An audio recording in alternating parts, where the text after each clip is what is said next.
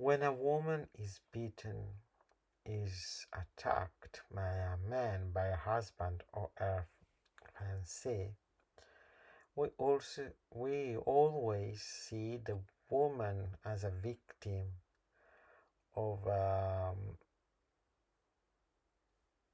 man, of a violent man, and we just are moved by the behavior of the female who just is a prey of, of this violence, of all of this bestiality we see in men. And I am just a son of this kind of man, and that's to say, my father always beat my mother, attacked her, and hurt her, and insulted her for all her life. But I just came to the conclusion that then there are no aggressor and prey or mm, violent man and victim woman. There is just a 50% guilt in the two of them. The whole existence of my mother was a huge failure. She failed being a wife and a mother, failed being a mother. She just wanted someone who marry her and let her live without working. So she loved when her husband gave her money, and she just accepted all the violence without never report him, without never save, that ever saved her children. Me and my brothers uh,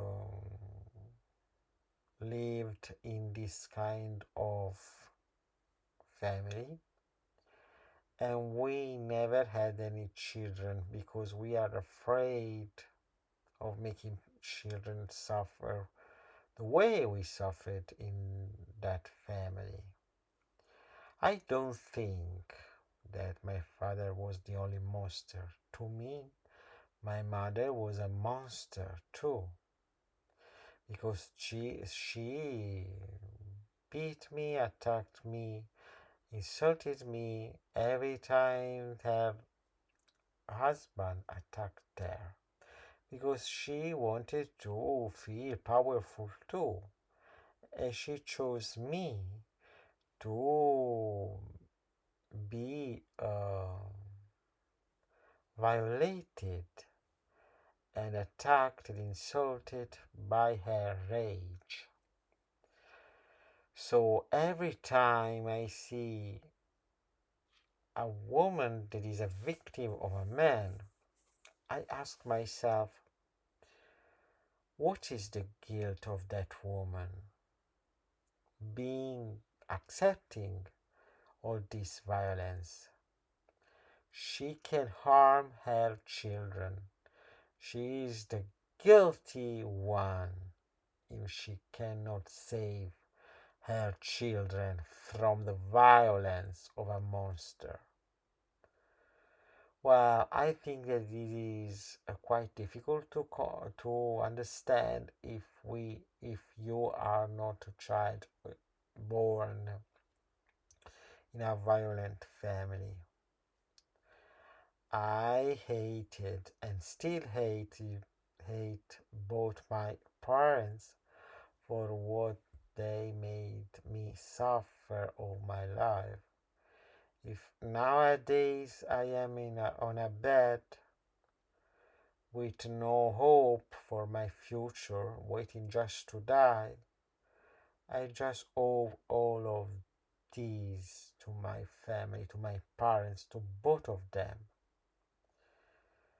They behave as like animals um, towards me and towards my childhood. So I cannot forgive them. But I cannot forgive my mother, especially because she was mentally disturbed, mentally upset, mentally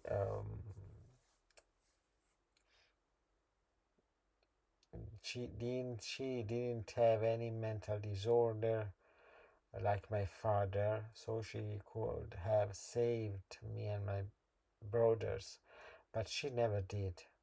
She never wanted to work, she never wanted to react to her husband and save us.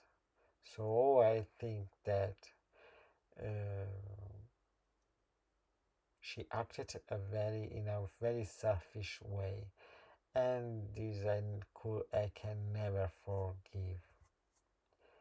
Thank you for listening to me, and see you in the next video.